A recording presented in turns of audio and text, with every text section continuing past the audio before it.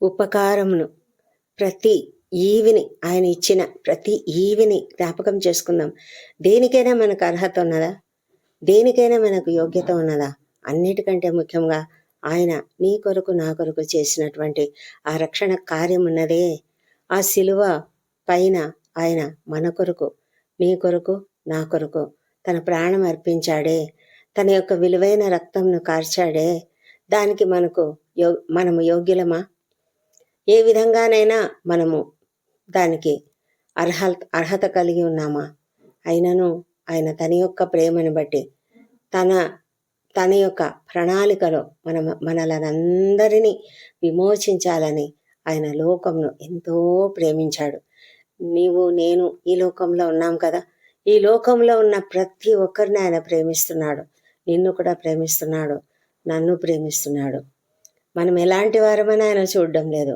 నీ జీవితం ఎలాంటిది, నీ ప్రవర్తన ఎలాంటిది, నీవెలాంటి వాడవు, నీవెలాంటి జీవితం జీవిస్తున్నావు, నీ యొక్క ఆలోచనలేంటి, నీ యొక్క ప్రణాళికలేంటి, ఇవన్నీ కాదు దేవుడు చూసేది. ఆయన నీ హృదయాన్ని చూస్తున్నాడు. నువ్వు ఒక్కసారి ఆయన సన్నిధికి వచ్చి ప్రభా నన్ను రక్షించు అని ఆయన పైన ఆధారపడితే చాలు, ఆయనను అంగీకరిస్తే చాలు, ఆయనను విశ్వసిస్తే చాలు.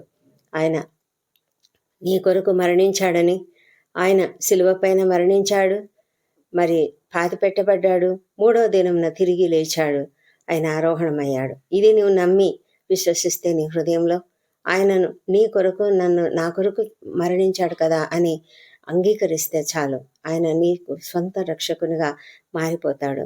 నీకు రక్షణ ఇచ్చినటువంటి ఆ దేవుడు నీకు సమస్తమును ఇస్తాడు. సమస్త జ్ఞానమునకు మించిన దేవుని సమాధానమును మీకు ఇస్తాడు. కాబట్టి మనము ఆయనను అంగీకరిద్దామా? ఆయనను మన హృదయంలోనికి చేర్చుకుందామా?